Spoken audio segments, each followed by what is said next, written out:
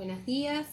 Es difícil esta manera de encontrarnos, pero de todas formas creo que le vamos a ir tomando la mano de a poquito, por lo menos hasta que pase esta situación. Bueno, primero que nada espero que estén todos bien con sus familias, cumpliendo lo que nos piden para que pase rápido. En la clase anterior, que fue nuestra presentación, yo les di el texto del Centinela para que podamos empezar a trabajar. Bueno, de los análisis del Centinela, la mayoría realmente están muy bien, son trabajos interesantes, donde ustedes tomaron ese texto como disparador para poder pensar y poder cómo se relacionaba el Centinela con la materia. Bien, si ustedes se fijan en el pizarrón, yo noté acá estas palabras. Y cuando nosotros pensamos en nuestra materia, se llama comunicación, cultura y sociedad. Justamente de cultura vamos a hablar hoy. Y la relación que más me interesaba que ustedes pudieran hacer en torno al texto del Centinela era justamente sobre la cultura. Si se fijan al final de la historia, durante toda la lectura, durante todo el tiempo que dura esa narración, nosotros tenemos un guerrero que está esperando en una situación de mucha lucha, de mucha violencia, está esperando matar o ser matado, ¿no es cierto? Y de repente, cuando llega al final de la historia, descubrimos que esa persona, o ese ser con el que nosotros estábamos de alguna manera empatizando, porque tenía, fíjense ustedes, tenía muchos sentimientos parecidos a los que podemos tener los seres humanos. Sentía asco, sentía temor, tenía hambre, tenía frío, sentía que esa guerra era inútil, no entendía para qué estaba ahí, simplemente estaba cumpliendo órdenes y estaba realmente bastante mal por esta situación. Entonces nosotros empatizábamos con este personaje y de repente al final de la historia, cuando se revela que él mata al enemigo y mira al enemigo y lo describe de esta manera. Dice que tiene la piel blanca, que no tiene escamas y que tiene solamente 2 brazos y 2 piernas. Eso nos da la pauta de que el que está narrando esta historia, en este texto del Centinela, que obviamente es ciencia ficción, no es humano, porque si el enemigo tiene solo 2 piernas, solo 2 brazos, y una piel blanca, nauseabunda, dice, y sin escamas, es porque evidentemente es diferente a él. Él es distinto, él sí debe tener escamas, él debe tener más de 2 brazos, más de 2 piernas y otro color de piel.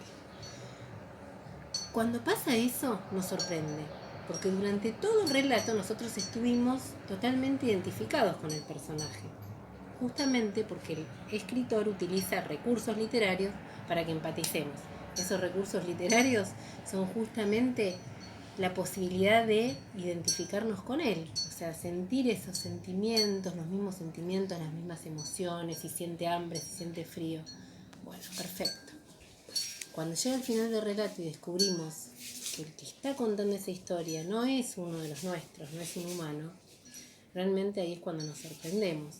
Y eso sirvió de disparador para muchas cosas que ustedes pusieron en los textos que escribieron, de análisis, que fueron interesantes. Me gustó mucho una de las propuestas de los chicos, de alguno de ustedes, que hablaba de esta cuestión de comunicarse, ¿no? ¿Cómo podían comunicarse si no conocían al otro? Bueno, justamente eso nos hace ver que podemos identificarnos con alguien cuando conocemos las mismas pautas de conducta, cuando tenemos vivencias similares. Fíjense que en la palabra cultura, que es la primera que yo pongo acá, esa es la clave. Acá estamos hablando de un extraterrestre en el texto, pero se aplica igual para los distintos países y las distintas culturas, incluso dentro del mismo país, las diferencias que tenemos, ¿no es cierto? Entonces, cuando nosotros no conocemos esas diferencias y marcamos enseguida ya esa otredad, que es otro, estamos pensando al otro a veces, y esta es la idea, que podamos pensarlo de otra manera, lo vemos por ser distinto como un enemigo. Y fíjense que eso es la historia de la humanidad y de las guerras humanas, ¿cierto? Eso y por supuesto los intereses creados. Cuando nosotros abordamos la cultura, tenemos que saber que entonces todo es una cuestión de perspectiva. La perspectiva del monstruo de la historia del Centinela es diferente a la perspectiva nuestra. Aunque acá el escritor hizo hincapié en que los sentimientos fueran similares. Por eso al final este monstruo nos termina cayendo simpático, porque encima ni siquiera era malo. Él no quería matar a los otros, no se acostumbraba al enemigo muerto, ¿no es cierto? En la cultura pasa lo mismo. Nosotros podemos darnos cuenta que otras personas están dentro de otra cultura y por supuesto van a tener otra perspectiva. Por ejemplo, el concepto de belleza. Esto es algo que se repite. Ustedes saben que soy profesora de arte, entonces no puedo evitar pensarlo así. Cuando nosotros pensamos cómo eran, por ejemplo, las mujeres en la época de Rubens, siglo XVII, y sus pinturas eran todas gorditas, rellenitas. Ese era el ideal de belleza en esa época, porque si una mujer era blanca, si una mujer era rolliza, rellenita, significaba dos cosas. Primero, que no estaba expuesta al sol, o sea que pertenecía a un estatus social más alto. No era lavandera, no se exponía a la luz solar y no se quemaba. Y la otra cosa que suponía que fuera rellenita o rolliza era que tenía buena alimentación, que no padecía hambre. Eso también nos hablaba y nos daba cuenta de un estatus social, económico, ¿no es cierto? Bueno, ese rasgo de belleza típico del siglo XVII cambió con el tiempo. ¿Cómo lo vemos ahora en el siglo XXI o a fines del siglo XX? El ideal de belleza, que para mí también hay que abolirlo. Pero piensen que ahora una mujer bella se considera una mujer que es delgada, que hace ejercicio físico, y si ustedes lo piensan, lo que no cambió es la razón. También es una cuestión de estatus social. Una mujer hermosa de ahora puede ser delgada y puede tener buen físico y demás porque tiene una buena alimentación, porque le enseñaron a comer bien, eso quiere decir que recibió educación, porque además en esa buena alimentación está incluido también el poder hacer ejercicio, y para eso se necesita tiempo, y para eso necesita no estar abocada totalmente al trabajo. Entonces, si ustedes lo ven de esa manera, van a entender que el denominador común entre el siglo XVII y el siglo XXI es justamente el estatus social y económico que les permite cumplir con este ideal de belleza del que nosotros estamos hablando. Pero se dan cuenta que cambió algo, la perspectiva, el punto de vista. El punto de vista que es justamente muy diferente en el siglo XVII y en el siglo XXI. Con el texto del Centinela sucede lo mismo. Tenemos dos perspectivas diferentes. Una cosa es si lo viéramos desde el lado humano y otra cosa muy distinta como lo ve el monstruo, ¿no es cierto? Y esa perspectiva, ese punto de vista, no es algo que nosotros podamos sacar de contexto. Tiene que ver con dónde nacimos, dónde nos criamos, cuál fue la educación que recibimos, lo que llamamos cultura. ¿Qué es la cultura? Bueno, la cultura es todo lo que rodea al ser humano.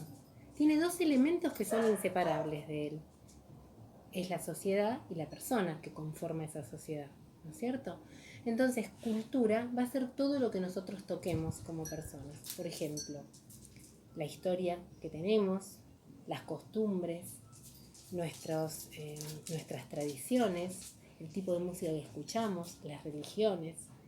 Cultura es todo lo que el ser humano va desarrollando dentro de esa sociedad, es decir, la persona como miembro de esa sociedad a la cual pertenece.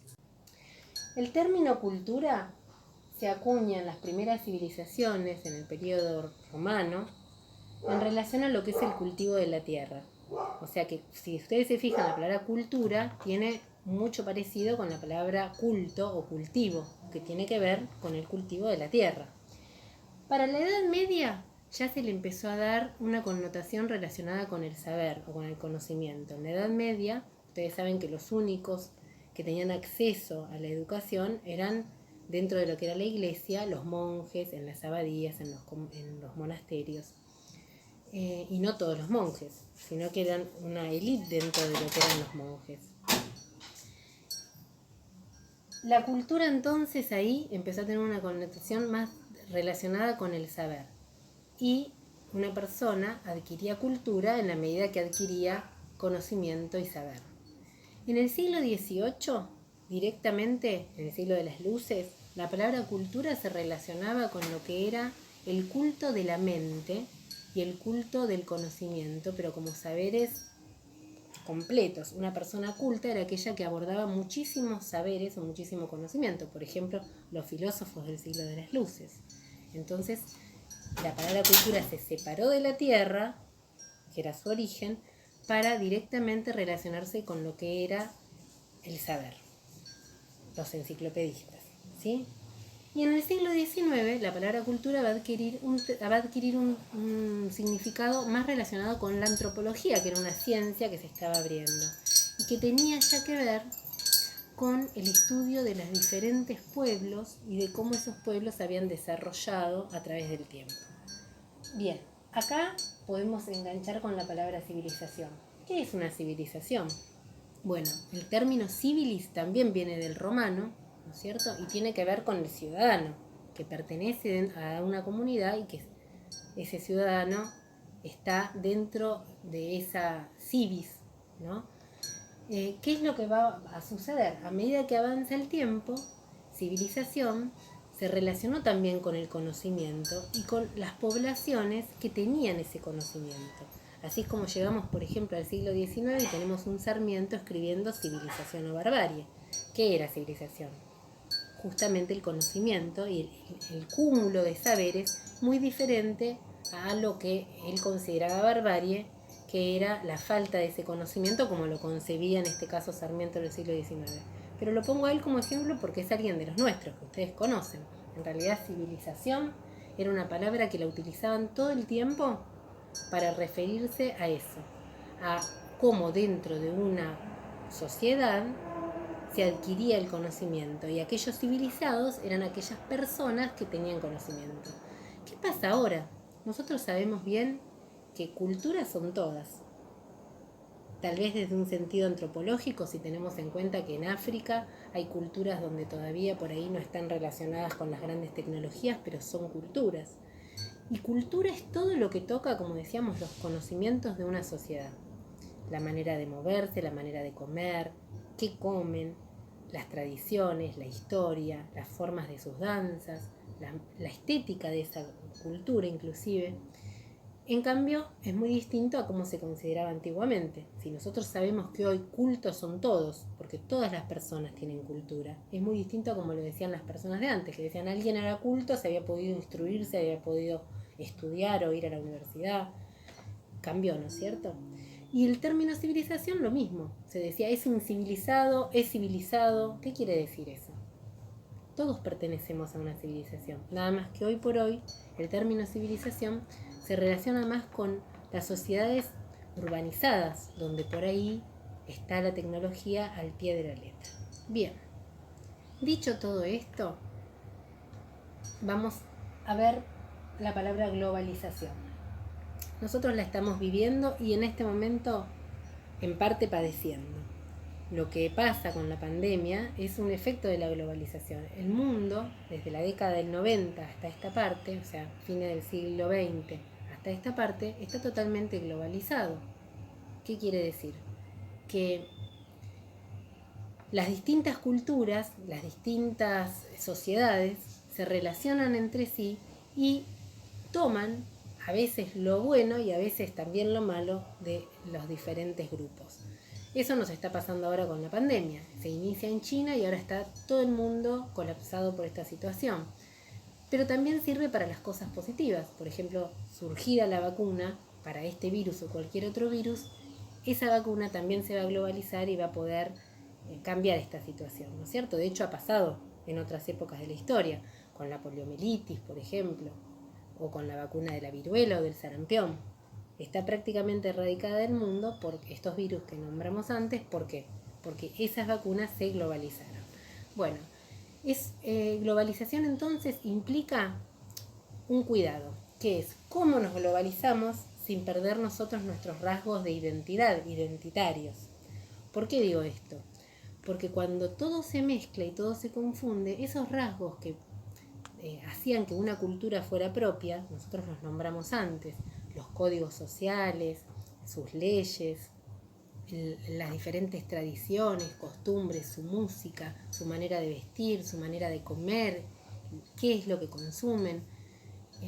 Si nosotros nos metemos de lleno en la vorágine de la globalización, corremos el riesgo de algo que se llama homogeneización de la cultura. ¿Qué es la homogeneización de la cultura? Cuando todo se vuelve una especie de masa sin rasgos identitarios diferentes. Entonces, eso no es algo que sea bueno ni algo que sea productivo. Lograr extraer de la globalización las cosas buenas y poder mantener los rasgos de identidad propios de cada cultura es el gran desafío de nuestro tiempo. Vamos a ver si lo conseguimos. Bien. Como trabajo les voy a dejar y les voy a dar tiempo para que lo puedan hacer la película Babel, film Babel, como dice acá. Fíjense que se llama como la historia bíblica de la Torre de Babel. Hay un cuestionario sobre esta película que ustedes van a tener que hacer, es en forma individual. Si alguna vez lo pensé en forma grupal, en este caso y dadas las circunstancias, prefiero realmente que lo puedan resolver en forma individual. Realicen ese cuestionario. La película Babel va a hablar de esto: cultura, globalización, civilización. Y es muy, muy interesante. Es dura en algunos aspectos, pero confío que estamos con personas que van a poder manejar este tipo de películas. Chicos, nos mantenemos en contacto. Por favor, cualquier duda me consultan y espero que les haya servido la clase. Les mando un beso grande a todos.